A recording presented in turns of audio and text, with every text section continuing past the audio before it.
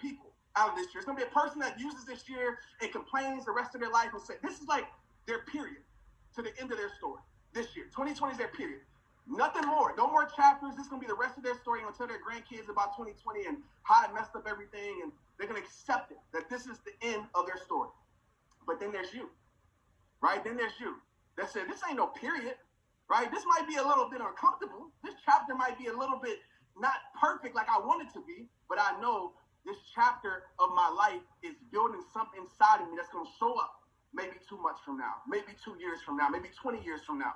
So this is just a semicolon, right? This is just another chapter. And I always know I'm in control of turning the page. So you're just a choice. Please write this down. And remember this every single day you wake up, because every single day is a new beginning. You're a choice away from a new beginning. And you're a commitment away from a new life. And a commitment is staying loyal to what you said you were going to do. Not me, not Eric, not John Maxwell who comes on here, Les Brown, Dean, all these guys that I know that are incredible, and women that I know, Jesse. Like, it's not about what they said for you. It's about what you said.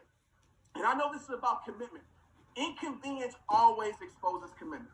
So if you threw in the towel on the promises you made to yourself this year because it got inconvenient, I got to challenge you with this. Does it really mean that much to you? Because I tell people all the time, man, I don't bring a towel to throw in. So quitting is not even on my radar. I'm going to figure it out. And listen, it's going to be tough. It's going to be hard. That's a part of it. So one person's going to be like, hey, 2020, that's the end of my story. But then one person is going to be like, this was the greatest thing that happened in my life. It helped me start a business that I would have never started. It helped me build relationships that I would have never built. It helped me develop a skill set that no easy year, no easy road would have built. I know this is true about life. Sometimes it takes the most uncomfortable path to lead your life to the most beautiful destination. Sometimes it takes climbing those dark valleys to get to that beautiful peak. And this is a part of the process, and you got to trust the process. But if you quit every single time it gets hard, if you throw in the towel, if you look out, I call it the blame and complain mindset. It's everybody's fault. It's your mama's fault. It's your leader's fault. It's everybody's fault. You will never change your life. I live by these 5 words. It all starts with you. Because when you look at yourself and you point the thumb at yourself and you say it's on me, where my life goes or doesn't go, it's on me. What I choose to accept or I don't accept, it's on me. How I choose to show up for my life, no matter how inconvenient it may be, it's on me. How I choose to show up for those that are dependent on me, it's on me. When you realize that you hold the responsibility, but Trent, you don't understand what's happened to me. I get it. But you have to accept that the responsibility is in your hands. Because if you leave the responsibility and all these excuses, all these unfair things in life that happen, guess what? You give those things the power to control your life. So my question to you when you leave here today, and you probably thought about this, is what's going to be your deep-rooted reason? I'm not talking about no surface level reason. I'm not talking about money and being rich and having a nice house. Like, those things are cool. But I'm going to tell you something. If you don't find a deep-rooted reason, once you get those things, you're going to stop going hard. If you don't have a deep-rooted reason, if I get a lot of people on social media following me, I got 12 million people across social media, and it's not enough. You have to find a deep-rooted reason that doesn't budge in inconvenience. You got to find a deep-rooted reason that doesn't leave right when other people leave your life. You got to find a deep-rooted reason that continues to have you show up even when people aren't showing up for you. So what's going to be that reason that carries you through for the rest of your life? I want you to really dive deep on that and find that why, find that reason, because it has to be that deep. Let me tell you something right now. I'm sorry, guys. If I'm too passionate for you, I'm sorry, but I really care, like straight up. I'm going to tell you right now, if you don't bring tears to your eyes when you talk about like your life and what you want to leave here and what you want to do for people, your why isn't strong enough. We always say weak why equals weak action, period. Strong why, strong reasons equals strong actions. So if it doesn't bring tears to your eyes, if it doesn't wake you up early, doesn't keep you up, and I believe in rest, but if it doesn't keep you up late at night, you have to ask yourself, does it really mean that much to you? And some of you right now are like trying to have a consistency problem. I want to learn how to be consistent. I wasn't going to talk about this, but I'm going to throw this in here. Let me tell you this right now. You don't have a consistency problem. What you have is an understand how important it is problem. Some of you have been consistent in things that haven't helped your life for years. Some of us have stayed in bad relationships for years and been consistent at it when it's been nothing but giving us pain. Some of us have stayed at a job that sucked, but we showed up every single day. We've been consistent. Some of us have went to school and we hated school, but we showed up every single day. So you don't have a consistency problem. You just have a problem being consistent to the wrong things. You don't have a consistency problem. You have a commitment problem. So if you can be consistent to the wrong things, if you can be consistent to the things that you hate, why can't you be consistent to the things that you say you love? That's my question. Why? Right? This is your life. We hear it all the time. This is my dream. This is my life. This is my life. But yet, you treat your dreams like a hobby, and then you get mad when your dreams, right? When your dreams give you hobby results, right? You're treating your dreams like a hobby. You show up when you want to. You come with an on and off switch, and then you mad when it gives you inconsistent results. You don't have a consistency problem. You have an understanding how important it is problem, or you have this really doesn't mean that much to me problem.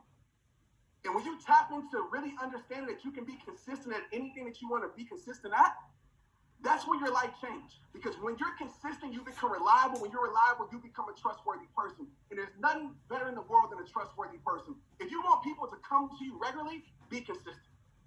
If you want people to keep showing up and keep, being a part of your business, keep following you on social media, be a person that they can trust. And I'll tell you this, you can't be a person that they can trust if you don't even trust yourself. You can't be a person that keeps promises to other people if you don't keep the promises that you made to yourself. So I want you to dive deep on commitment and consistency and realize that this life is on you, and life is short. And I'm not talking about the grand scheme of life. Some of us will live to 100 years old. But the seasons of life are very short.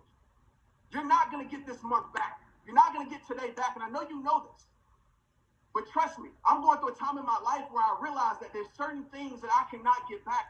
And when we don't take advantage of the time that we have, we don't take advantage of the opportunities in front of our face, we start to suffer in regret. Right? And suffering in regret is probably the worst way to live life. It's a I wish I would have syndrome. I wish I would have went harder. I wish I would have developed a deeper skill set. I wish I would have been consistent. I wish I would have built that relationship. I wish I would have went for it. I wish I would have faced my fears. There's so many people, that went to their grave with the I wish I would have mindset. There's so many people that died literally that said next year. There's so many talents and gifts, as Les Brown says, in the graveyard, the richest place, because so many people went there because they were controlled by fear. They were controlled by people's opinions, what people are going to say. Some of you haven't stepped up to the plate. It's not that you don't have the gift. It's not that you don't have the talent. But some of us, we're so afraid to do it because we're so afraid of what people are going to say. We're so afraid of being embarrassed. We're so afraid to fall down. Don't be embarrassed of falling down. That's a part of the journey. Don't be embarrassed of, trying to do something you don't succeed at the first time. That's a part of the journey. You got to change your relationship and your definitions and your meanings towards failure. Failure is only when you stop trying. Failure is a part of the journey. Failure isn't a part of success. Failure isn't the opposite of success. It's a part of success. So you got to fall in love with that. I used to be afraid to be a public speaker. Like, I'm an introverted person. Right now, you probably wouldn't know it, but I'm an introverted person. But I realized that I had to step into my fears in order to create my greatness. And it gives me chills thinking about if I would have let my fears control me, if I would listen to the voice of my fears that told me you weren't good enough, that told me just because you're dressed and how you looking not professional enough, that told me there was no space for me in this profession. If I would have listened to that, I wouldn't be able to impact millions of lives. And it gives me chills thinking about that. So change your relationship with failure. Fail frequently. Fail forward, because if you're not failing, you're not trying, my friends. You got to disarm the myth of perfection. Forget perfection. Perfection doesn't exist. Don't you realize that? Perfection is just the road that is paved with imperfection. That's it. So learn how to be imperfect. Learn those lessons. Go for it. Because some of us, we're allowing these things to control our life, and we will never meet the greatest version of ourselves. Some of us right now, we are living a life that isn't meant for us because we decided to take the path that was influenced by this world instead of listening to our soul and our heart.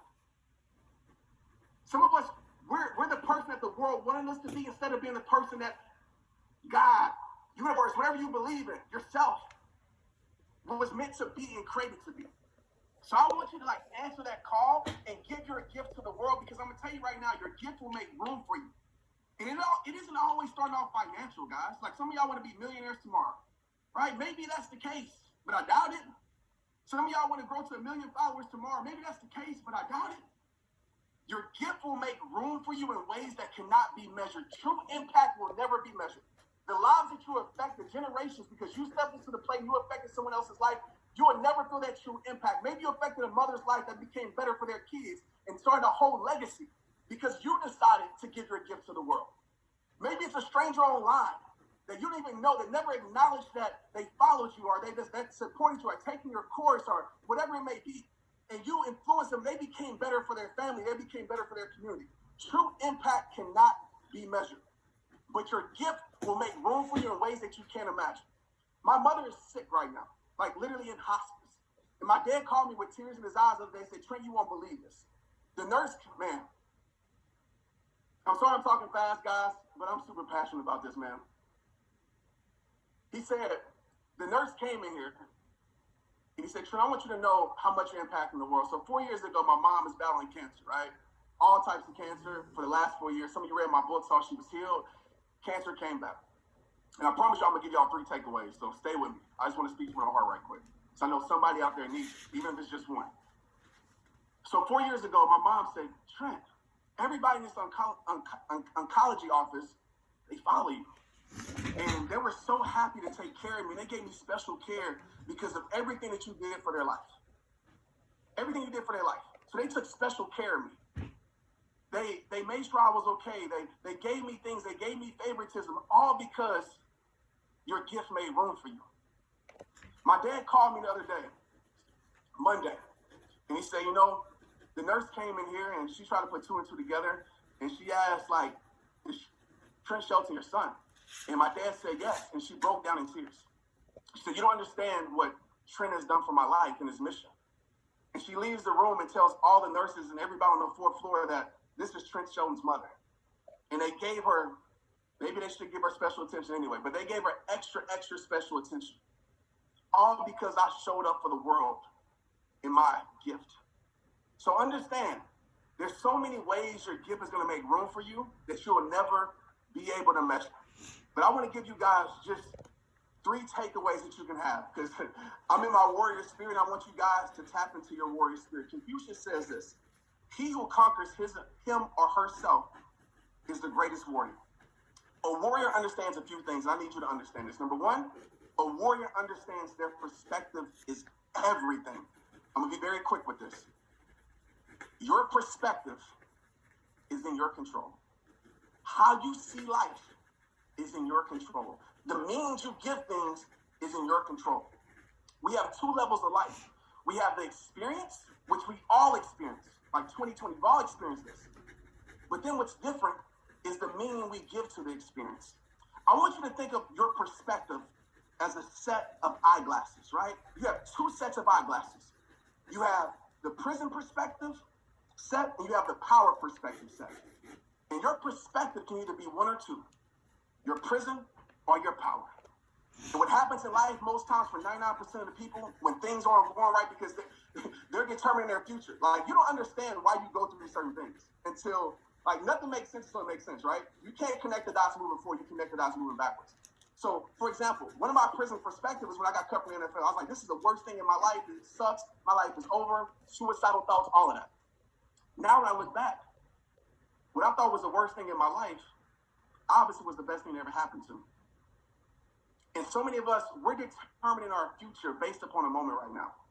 And we pick up those prison perspective glasses and we see everything working against us. We see life being unfair. We see, things not going right. We see comparison. We're comparing our journey to someone else's, and we wonder why we're tired, because we're trying to run a race that wasn't meant for us to run. And we live life like that. And when we have those glasses on, we tend to lose ourselves and we tend to disconnect from our soul. Then you have the power perspective glasses. 1%, I'm sure, because I know you're a warrior. You pick up these perspective glasses and you see everything working for you. You see even the bad that's happening in your life working for the good. You see the losses right? Really creating the most gains in your life. You see all the setbacks that really propelled you and prepared you for your greatest comeback. And you look at life like that. The quality of your life is determined by how you define your life. The quality of your life is the meanings that you give things. If you want a more meaningful life, give better meanings to life. And this is how I break it down in an easy way. How you see life. All right, listen to me. I'm going to slow down on this one. How you see life determines how you feel about life, right? How you see it. You're in control of that. How you see life determines how you feel about life. How you feel about life determines what you do with your life, the actions that you take. What you do with your life determines what you get from life. So if you don't like what you're getting from life, go back to the root issue of how you're seeing life. So a warrior understands that, right? They understand their perspective is everything. Number two, the warrior understands self-mastery. I don't have a lot of time to go through all this. I wish I had 2 hours. But the thing I want to really focus on self-mastery, obviously your rituals, the things that you do, the most important work you ever will do is the dark work, the work that people don't see, right? The 5 a.m. work, the work that people don't applaud, right? Getting up in the morning, reading your books, exercising, meditating, the things that the world doesn't reward you for, right? But it shows up anyway. So I always say what you do in the dark comes to the light, positive and negative. But when it comes to self-mastery, we understand this as a warrior. We understand discipline, right?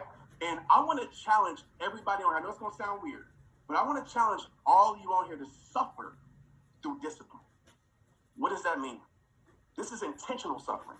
This means putting yourself through it. How many in here, raise your hand or give me a straight up, that you suffer every single day? Maybe it's going to run some miles, right? That's hard. Maybe it's going for a workout. Maybe it's, grinding and working on your dream and your craft, all of this stuff that maybe it's fun because you understand the results that they produce, but it's hard. Waking up at 5 a.m. I know I wake up at 5 a.m. I'm like, man, I want to go back to sleep. But I understand what's dependent on me to get my day started. So I realized that legendary people, they learn how to suffer through discipline. They're intentional about it, right? They suffer through experience. They put themselves in situations, right, that forces them to level up, that forces them to grow. They put themselves in an uncomfortable place where maybe they're challenged to level up because the people around them are better than them, and so they level up when they get around them, right? They suffer through that. And then there's a person that we talked about earlier that suffers through regret. Those first 2 sufferings, intentional suffering, is good for your life. It produces something great, right? It's a seed that produces good fruit. But this regret suffering because we didn't do the things that was in our heart to do. We put off what we knew we should have did. We waited for the perfect time that doesn't exist. We waited for the perfect opportunity. We waited till we felt good to do it. And we spent our whole life suffering through regret. That suffering will eat your soul alive. Third thing, the warrior understands self-preservation. I'm going to be very quick with this. Please set rituals in your life that satisfy your soul. If you follow me, I say it all the time, protect your peace. Whatever that means to you, protect your peace. The greatest battle you ever will face is not an external battle, it's an internal one. It's right here. And you will never win your war by running from your battles. So take time for you. Disconnect often. Put away your phone. Listen to your soul, right? Listen to the triggers emotionally, right? Become more emotionally fit in your life. And last but not least, the warrior has clarity. It's very clear on what they're fighting for. And the question I want to leave you with is this, because this is about you, it's not about me, is what are you fighting for?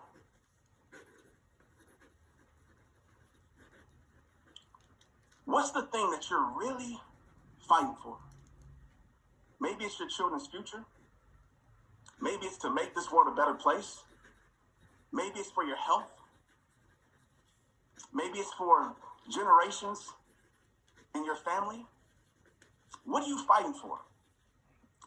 And one exercise that I always do, and it helps me, it's pretty weird, but it helps me. I have a conversation with the 100-year-old Trent. Because I plan to live to 100, hopefully. What would the 100-year-old you tell the present you?